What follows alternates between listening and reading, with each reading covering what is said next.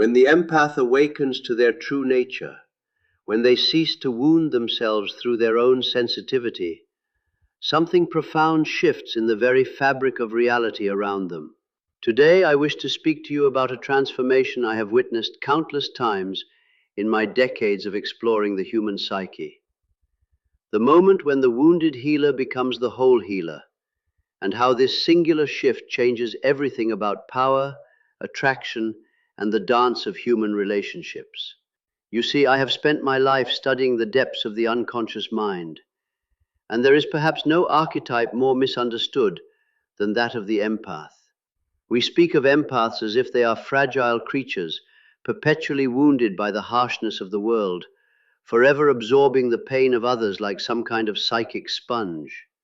But this understanding, while containing grains of truth, misses the profound transformation that occurs when an empath stops participating in their own wounding. Let me tell you what I mean. In my years of analytical work, I have encountered many souls who identify as empaths. They come to me speaking of their sensitivity as both gift and curse, describing how they feel everything so deeply that life itself becomes a source of constant suffering. They tell me of their inability to set boundaries, their tendency to lose themselves in the emotions of others, their exhaustion from carrying burdens that were never theirs to bear. And indeed, there is truth in their suffering. The empathic nature is real, and it can be overwhelming when left unintegrated. But here is what I discovered in my work with these individuals, and what I came to understand about the nature of sensitivity itself. The empath's greatest power lies not in their ability to feel everything, but in their capacity to choose what they feel and how they respond to what they feel. The transformation from wounded empath to empowered empath is not about becoming less sensitive. It is about becoming more conscious of that sensitivity. When an empath begins to understand that their sensitivity is not a weakness, but a highly refined instrument of perception, everything changes. They begin to see that they have been using this instrument unconsciously, allowing it to be overwhelmed by every emotion, every pain, every dysfunction in their environment. But when they learn to use this instrument consciously, when they begin to discern between what is theirs and what belongs to others, when they stop identifying with every feeling that passes through their awareness, this is when the real power emerges. I remember a patient I worked with many years ago, a woman who had spent most of her adult life believing that her empathic nature was a curse. She would walk into a room and immediately become anxious if anyone in that room was anxious. She would spend hours trying to fix other people's problems, not because she particularly wanted to help, but because she could not distinguish between their pain and her own. Her relationships were a series of dramatic entanglements with wounded individuals who seemed drawn to her like moths to a flame. But then something shifted. Through our work together, she began to understand that her empathic abilities were not forcing her to absorb everyone's emotions. She was choosing to absorb them, unconsciously, because some part of her believed this was her purpose, her identity, her way of being valuable in the world. When she realized she had a choice, when she began to practice discernment, when she learned to feel deeply without losing herself in what she felt, this is when her entire reality transformed. Suddenly, the same people who had once been drawn to her for her rescuing energy began to feel uncomfortable around her, not because she had become cold or uncaring, but because she was no longer available to play the role of the wounded healer. She was no longer unconsciously broadcasting the message that she would take on their pain, solve their problems, or lose herself in their drama. Instead, she began to emanate something else entirely, a deep, grounded presence that could hold space for others without being consumed by them. This is the fundamental shift I want you to understand. When an empath stops wounding themselves, stops identifying with every emotion, stops taking on everyone else's pain, stops believing that their sensitivity makes them weak, they begin to embody a different kind of power altogether. It is not the power of the wounded healer who attracts broken people seeking to be fixed. It is the power of the whole healer who attracts people ready to do their own work. You see, the wounded empath operates from what I call the puer aeternus consciousness, the eternal child who believes they must suffer in order to be valuable, who confuses emotional intensity with depth, who mistakes drama for meaning. This consciousness creates a particular kind of magnetic field around them that draws in others who are operating from similar patterns. People who are looking for someone to carry their emotional burdens, to fix their problems, to provide the stability and nurturing they have never learned to provide for themselves. But when the empath transforms, when they integrate their sensitivity with wisdom, when they learn to maintain their center while still feeling deeply, they begin to operate from what I call the mature masculine and feminine principles, working in harmony. The mature feminine provides the capacity for deep feeling, intuition, and emotional wisdom. The mature masculine provides the structure, boundaries, and discernment necessary to use these gifts consciously, rather than being overwhelmed by them. This integration creates an entirely different energetic signature. Instead of unconsciously broadcasting vulnerability and availability for dysfunction, the integrated empath begins to emanate groundedness, wisdom, and authentic power. They become someone who can feel deeply without drowning, who can offer compassion without losing themselves, who can hold space for others' growth without taking responsibility for it. And this is where the flip in power and attraction occurs.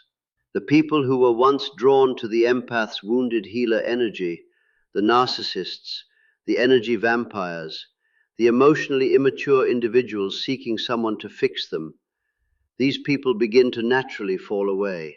Not because the empath has become harsh or rejecting, but because they are no longer resonating with that frequency of dysfunction.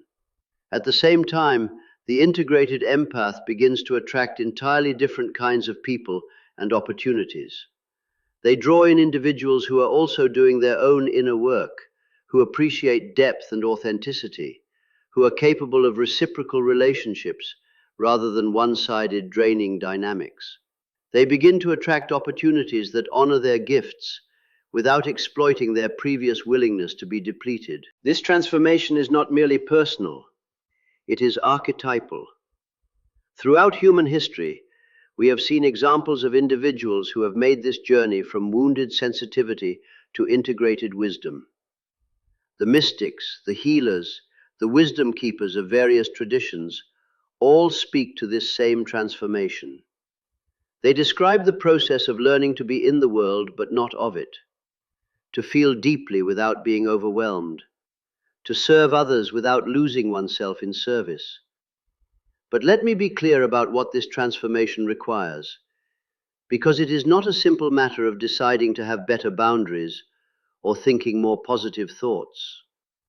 The journey from wounded empath to integrated empath requires a fundamental shift in identity, a willingness to let go of the familiar patterns that have defined one's sense of self, even when those patterns have been painful. Many empaths unconsciously resist this transformation because they have built their entire identity around being the one who feels everything, who helps everyone, who sacrifices themselves for others. There is a strange comfort in this identity, even when it brings suffering, because it provides a sense of purpose and meaning. To let go of the wounded healer identity means facing the unknown territory of who they might be if they are not constantly rescuing, fixing, or absorbing others' pain. This resistance often manifests as what I call the martyr complex, the unconscious belief that suffering is noble, that sensitivity must equal vulnerability, that caring for others requires self-sacrifice. But true empathic power lies in the opposite direction. It lies in caring so deeply for life itself that one refuses to diminish their own vitality through unconscious absorption of others' dysfunction. When an empath truly grasps this, when they understand that their highest service to the world is to be fully themselves rather than a reflection of everyone else's needs and emotions, they begin to cultivate what I call sovereign compassion. This is compassion that flows from fullness rather than emptiness, strength rather than weakness, choice rather than compulsion. Sovereign compassion allows the integrated empath to feel deeply for others without taking on their pain as if it were their own. It allows them to offer support and understanding without becoming enmeshed in others' drama. It creates the kind of presence that actually empowers others to find their own strength rather than becoming dependent on the empath's caretaking. This shift in how the empath relates to their own sensitivity creates ripple effects in every area of life. In romantic relationships, instead of attracting partners who need to be saved or fixed, they begin to attract individuals capable of true intimacy and mutual growth. In friendships, instead of being surrounded by people who only show up when they need something, they cultivate relationships based on genuine connection and reciprocity. In their work life, instead of being the person everyone dumps their problems on, they become someone whose insights and perspectives are genuinely valued and sought after. The transformation also changes how the empath experiences their own inner world. Instead of being constantly flooded with emotions and sensations they cannot control, they develop what I call conscious sensitivity, the ability to tune into the subtle energies around them while maintaining their own center. They learn to use their empathic abilities as a sophisticated radar system that provides information about their environment without overwhelming their nervous system. This conscious sensitivity allows them to navigate the world with a kind of wisdom that is rare in our time. They can sense the unspoken dynamics in any situation, feel the emotional undercurrents that others miss, and respond from a place of deep understanding rather than reactive emotion. But unlike their previous unconscious empathy, this sensitivity serves them rather than depleting them. I want to address something crucial here about the nature of this transformation, because I have seen many people attempt to skip steps in this process, and such attempts always lead to disappointment. The journey from wounded empath to integrated empath cannot be accomplished through mental understanding alone, nor through the adoption of new beliefs or practices, though these may be helpful along the way. This transformation requires what I call the integration of the shadow, the unconscious parts of the psyche that we have rejected or disowned. For the empath, the shadow often contains qualities like healthy selfishness, appropriate aggression, and the capacity to disappoint others. These qualities have been rejected because they seem to contradict the empathic identity, but they are actually essential for the empath's wholeness. Many empaths have spent their lives being afraid of their own power, their own anger, their own needs. They have equated being sensitive with being weak, being caring with being selfless, being intuitive with being passive. But true integration requires embracing all aspects of the psyche, including those that seem contradictory to the empathic identity. When an empath learns to access their healthy anger, they develop the capacity for appropriate boundaries. When they embrace their legitimate selfishness, they stop depleting themselves through endless giving. When they integrate their power, they stop attracting people who want to control or manipulate their sensitivity. This shadow integration is often the most challenging part of the journey, because it requires the empath to act in ways that feel completely foreign to their established sense of self. It means saying no when they have always said yes, prioritizing their own needs when they have always prioritized others, and standing firm in their truth when they have always adapted to others' expectations. But here is what I discovered in my work. When empaths finally embrace these shadow qualities, they do not become less compassionate or sensitive. They become more authentically so. Their compassion becomes stronger because it flows from choice rather than compulsion. Their sensitivity becomes more refined because it is no longer clouded by their own unmet needs and unconscious patterns. The result is a human being who embodies what I consider to be one of the highest expressions of human consciousness, the integration of feeling and wisdom, sensitivity and strength, compassion and boundaries. Such individuals become natural leaders not because they seek power over others, but because they have learned to wield power in service of life itself. And this is where we come to understand the true meaning of the flip in power and attraction. It is not that the empath becomes manipulative or controlling, quite the opposite. They become so authentically themselves, so grounded in their own truth, so clear about their boundaries and values, that they naturally attract others who resonate with authenticity and consciousness. The power that emerges is not power over others, but power with others. The capacity to create relationships and situations based on mutual respect, genuine care, and shared growth. The attraction that develops is not based on neediness or dysfunction, but on the recognition of depth, wisdom, and integrated wholeness. I have observed this transformation in countless individuals over the years, and each time it happens, I am struck by the profound shift that occurs not just in the person themselves, but in their entire sphere of influence. Family members begin to respond differently, often initially with confusion or resistance as they adjust to the empath's new way of being. Colleagues notice a change in presence and authority. Friends either deepen their connection or naturally drift away as the relationship dynamics shift. This is not always an easy transition. There can be a period of loneliness as old relationships fall away and new ones have not yet formed. There can be confusion as the empath learns to navigate the world from this new center of being.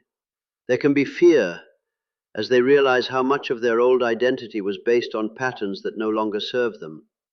But for those who persevere through this transition, who allow themselves to be transformed rather than simply trying to improve their circumstances, the rewards are immeasurable. They discover a way of being in the world that honors their sensitivity without sacrificing their strength, that allows them to care deeply without losing themselves, that enables them to serve others while remaining true to their own nature. This transformation is particularly relevant in our current historical moment, when so many people are awakening to their empathic nature, but struggling to know how to live with it in a world that often seems hostile to sensitivity. We are in a time when the old ways of being are breaking down, when the structures and systems that have governed human relationships for centuries are being questioned and dismantled. In such times, the integrated empath has a crucial role to play. They become bridges between the old paradigm and the new, able to feel deeply into the human condition, while maintaining the clarity and wisdom necessary to navigate change. They become examples of what is possible when sensitivity is integrated with strength, when compassion is wedded to wisdom, when the capacity to feel is balanced with the ability to act. But this role cannot be played from the wounded healer position. It requires the full integration I have been describing, the transformation from unconscious empathy to conscious compassion, from reactive sensitivity to responsive wisdom. It requires what I call the embodiment of the wounded healer archetype in its mature form, not the eternal victim who absorbs others' pain, but the one who has transformed their own wounds into wisdom and can guide others in doing the same. The flip in power and attraction that occurs when an empath undergoes this transformation is ultimately a shift from operating from the victim consciousness to operating from the creator consciousness. Instead of seeing themselves as at the mercy of others' emotions and energies, they recognize their power to choose how they respond to what they perceive. Instead of attracting people who want to use their empathic abilities, they attract those who appreciate and honor their gifts. This shift is not about becoming less caring or compassionate. It is about becoming more consciously caring and compassionate. It is not about closing the heart. It is about opening the heart in a way that is sustainable and empowering. It is not about rejecting their empathic nature. It is about embracing it fully, while also embracing their power, their boundaries, and their right to exist as whole human beings. When I work with individuals making this transition, I often tell them that they are not becoming someone new. They are becoming who they have always been, beneath the layers of conditioning, wounding, and unconscious patterns.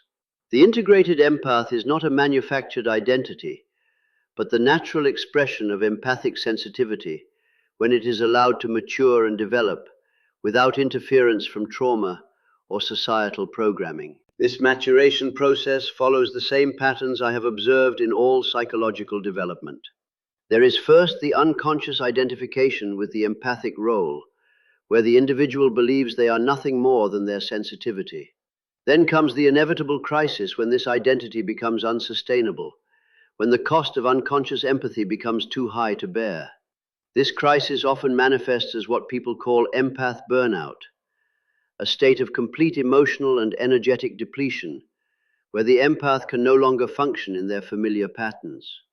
While this experience is difficult, it is also necessary, for it forces the confrontation with the unconscious aspects of their empathic identity. Following the crisis comes the integration phase, where the empath learns to relate to their sensitivity in a new way. They begin to see it as a capacity rather than an identity, a tool rather than a burden, a gift rather than a curse. They learn to modulate their empathic abilities, to turn them on and off consciously, to use them in service of their highest values rather than being overwhelmed by them. The final stage is what I call empathic mastery, the ability to feel deeply while remaining centered, to care profoundly while maintaining boundaries, to serve others while honoring oneself. This is not a destination, but an ongoing practice, a way of being that continues to deepen and refine itself over time. Those who achieve this level of integration become what I consider to be among the most valuable members of society. They possess a rare combination of emotional intelligence, intuitive wisdom, and practical capability that makes them natural healers, teachers, leaders, and guides. But unlike their wounded healer predecessors, they offer these gifts from a place of fullness rather than emptiness, strength rather than vulnerability. The attraction they generate is qualitatively different from what they experienced before their integration. Instead of attracting people who are seeking to be rescued or fixed, they attract individuals who are ready to take responsibility for their own growth and healing. Instead of drawing in energy vampires and emotional parasites, they magnetize conscious, mature individuals who value depth and authenticity. This shift in attraction often surprises empaths who have undergone this transformation. They may find that their social circles change dramatically, that family dynamics shift in unexpected ways, that romantic relationships either deepen significantly or end completely. This can be disorienting at first, but it is ultimately liberating, for it allows them to surround themselves with people who truly see and appreciate who they are. The power they embody is equally transformed. Instead of the unconscious power of the wounded healer who controls others through their willingness to absorb pain and dysfunction, they develop the conscious power of the integrated healer who influences others through their example of wholeness and authenticity. This power is not wielded over others, but shared with others. It does not seek to control or manipulate, but to inspire and empower. It does not demand recognition or gratitude, but operates from the simple joy of being able to contribute to life in a meaningful way. I want to speak now about the broader implications of this transformation, for I believe it represents more than just individual healing. It points toward a new way of being human that is emerging in our time. We are living in an era when the old paradigms of power based on domination and control are breaking down, when the traditional structures of hierarchy and authority are being questioned and reimagined. In such times, the integrated empath represents a new model of leadership and influence, one based not on force or manipulation, but on authenticity and wisdom, not on the accumulation of power over others, but on the development of power with others, not on the suppression of emotion and sensitivity, but on their conscious integration with strength and clarity. This new model is desperately needed in our world, where so many of our global challenges require exactly the kind of integrated consciousness that the transformed empath embodies. The ability to feel deeply into complex situations while maintaining the clarity necessary for effective action. The capacity to care for the whole while honoring the individual. the wisdom to know when to yield and when to stand firm. But for empaths to fulfill this potential, they must first complete their own transformation. They must move beyond the comfortable victim identity that keeps them small and wounded, beyond the martyr complex that convinces them their suffering serves others, beyond the unconscious patterns that keep them attracting and enabling dysfunction in others. This is not easy work. It requires tremendous courage to let go of familiar patterns, even when those patterns bring pain. It requires a willingness to disappoint others, to be misunderstood, to stand alone when necessary. It requires the integration of qualities that may seem foreign or even threatening to the empathic identity. But for those who undertake this journey, the rewards extend far beyond personal satisfaction. They become agents of transformation in a world that desperately needs examples of integrated consciousness, living demonstrations of what becomes possible when sensitivity is married to strength, when compassion is grounded in wisdom, when the capacity to feel is balanced with the ability to act effectively. The flip in power and attraction that occurs when an empath stops wounding themselves is ultimately a reflection of a deeper shift in consciousness, from unconscious reactivity to conscious responsibility, from victim to creator, from wounded healer to whole healer. This transformation is not just personal but collective, not just individual but archetypal. As more empaths undergo this integration, as more sensitive souls learn to embody their gifts consciously rather than being overwhelmed by them, we are witnessing the emergence of a new way of being human, one that honors both the rational and the intuitive, the masculine and the feminine, the individual and the collective. This emergence is not without its challenges. The old patterns die hard, and there are forces in our world that profit from keeping sensitive souls wounded and unconscious. But the transformation continues nonetheless, driven by the deep evolutionary impulse toward greater consciousness and integration. This is the true potential of the empathic nature, not to be a perpetual victim of others' emotions and energies, but to be a conscious participant in the great work of healing and transformation that our world so desperately needs. When you embrace this potential, when you allow yourself to be transformed rather than simply trying to manage your sensitivity, you join the ranks of those who are midwifing a new way of being human. The flip in power and attraction is simply the external reflection of an internal transformation that has implications far beyond what we can currently imagine. For in learning to love yourself enough to stop participating in your own wounding, you contribute to the healing of the wounded healer archetype itself, and in doing so, you help to birth a new paradigm of what it means to be both sensitive and strong, both caring and powerful, both human and divine. This is the ultimate truth I wish to leave with you. Your empathic nature, when fully integrated and consciously embodied, is one of the greatest gifts you can offer to a world in desperate need of healing. But this gift can only be given when you have learned to receive it yourself, when you have stopped wounding yourself with your own sensitivity and begun to wield it as the instrument of wisdom and power it truly is. The transformation awaits your choice. The power and attraction that flip when you make this choice are simply the beginning of what becomes possible when an empath finally comes home to their true nature.